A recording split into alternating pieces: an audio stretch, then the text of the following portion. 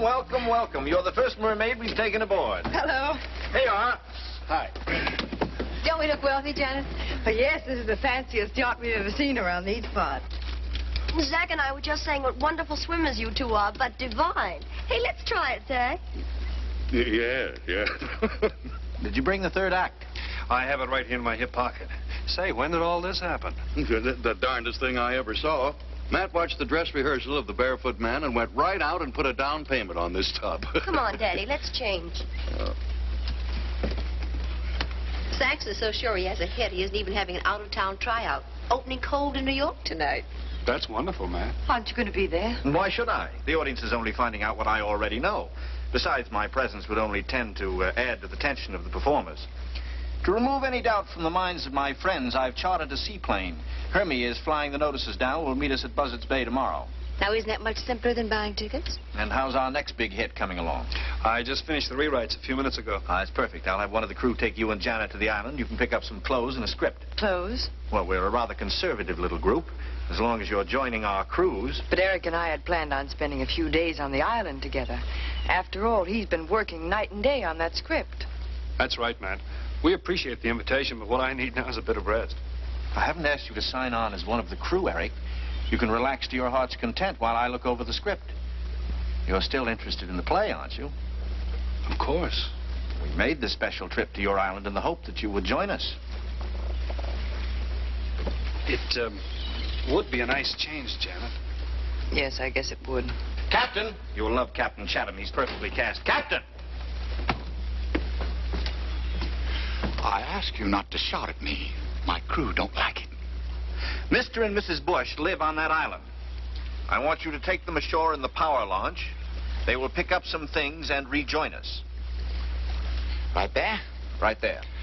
I'll have them taken ashore in the dinghy. Why not the power launch? Too big. It don't make sense for such a short trip. Lowering the dinghy's easier. And who are you to say what is easier? You'll do as I ordered. I reckon not. You stupid New England blockhead. Whose ship is this? Stop behaving like an admiral and do as I say. Either you let me do things the right way on this ship, or I won't be your captain. You've got to make up your mind about that right now, Mr. Saxon. Very well, Captain. I bow to your obviously superior intelligence. Thank you. Right this way, folks. The dinghy will be ready in a jiffy. Nice change for us, huh?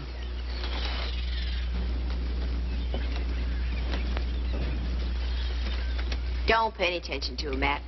You can be my captain anytime. Matter of fact, the old mule is right. Should compliment myself on selecting him. This is the first fresh air I've smelled since I joined Chris's floor show. It was sweet of Chris to give me the weekend off, but you know, it hurt my pride to realize the show could get along without me. Good thing you did realize it. A girl married to show business does not make a very good wife. Matt, do you realize what you just said? Well, the only reason that I haven't mentioned it before is that I've had hard luck for the last couple of years. You know that. Oh, Matt, it's so wonderful to hear you talk about marriage. I thought that was the one subject that had you tongue-tied. Well, even if I haven't spoken about it, why, I've always thought of the two of us together. Now that I'm free of financial worries. Except for the worry of paying for this yacht. I can see that you don't appreciate the enormity of my success. Perhaps the quality of my wedding gifts will convince you. Oh, Matt, there were so many times when I thought I'd lost you. All those starry-eyed, ambitious, young, beautiful women willing to do anything for Matt Saxon. I may be living in the wrong generation, but marriage is very important to me. Well, you can relax now. Time to relax is when I hear a ringing in my ears. The ringing of wedding bells.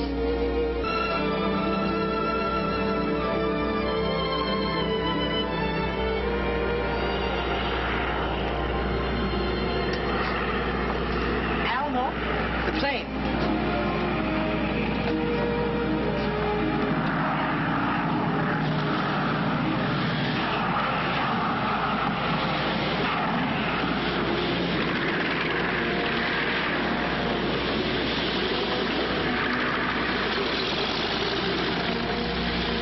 I'm praying, Matt. Something already accomplished?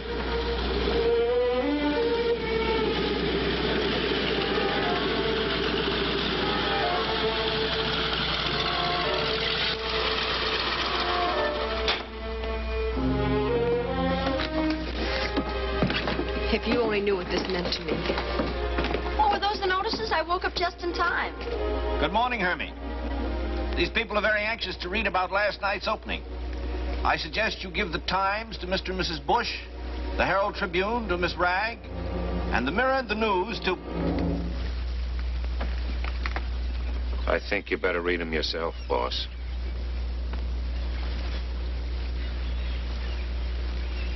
Bad? Very bad. But how can that... Did you check the afternoon papers? All but the Post. Stinko.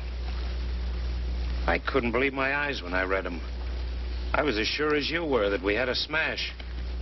Couldn't tell much from the audience last night. Then came these. How do they get away with writing this stuff?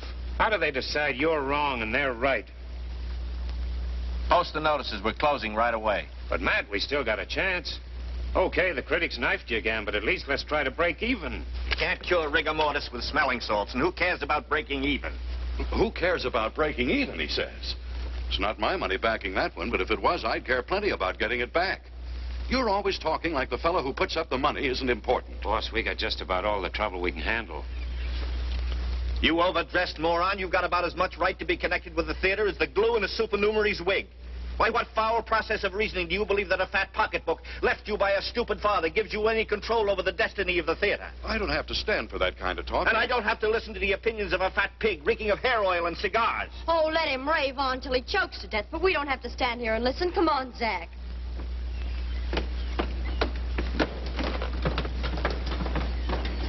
Anybody care for a drink? Mrs. Bush? Alma? Eric, can I speak to you for a minute?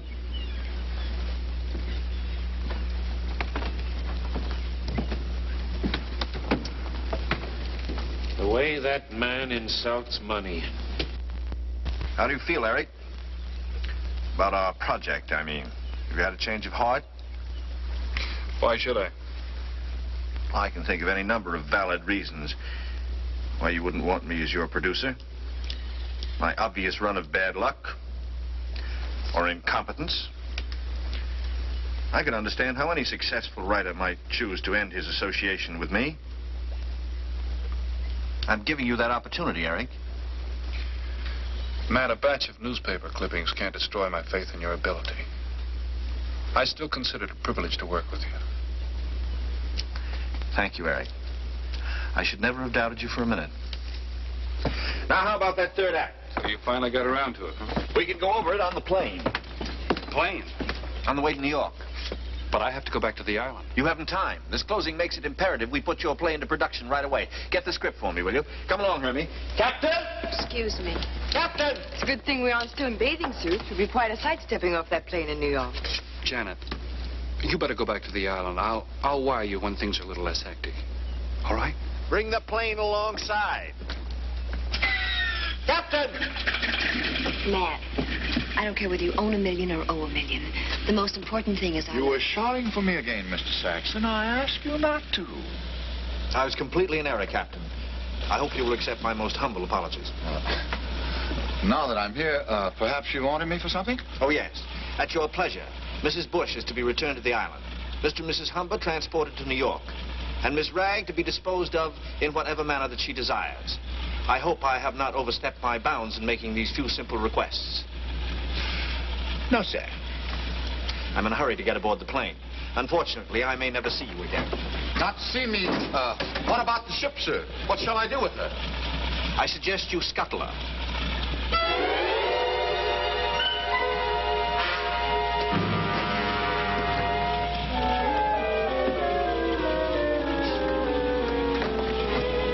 How are you, honey?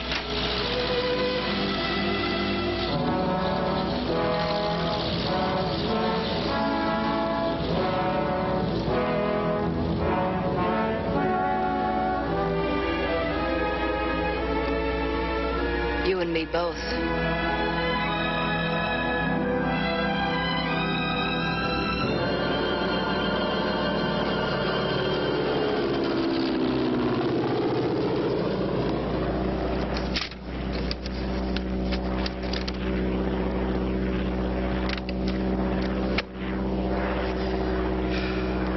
I finished it, Eric. There's nothing there. Nothing. Oh, everything we discussed is in it. There's action without emotion. There isn't a goose pimple in the entire third act. I'm sorry, Matt. No sorrier than I am. I'd hoped to start casting by Monday. It's a great disappointment to me, Eric, a great disappointment. Could you give me anything specific? I could. Scene by scene. Almost line by line. It's that bad. Matt, if you still like the first 2 acts, maybe you can get a professional playwright to do a satisfactory third act. That was a very difficult thing for you to say, Eric. I admire you for it. Look, Eric, I'm tearing this up for your sake. There won't be any writer on that third act. You'll rewrite it yourself from scratch. No preconceptions, no notes. Just write it. Action, supercharged with emotion. That's your objective. And I still have faith in you, Eric. Great faith. Matt, listen. Have you ever tried writing alone, Eric?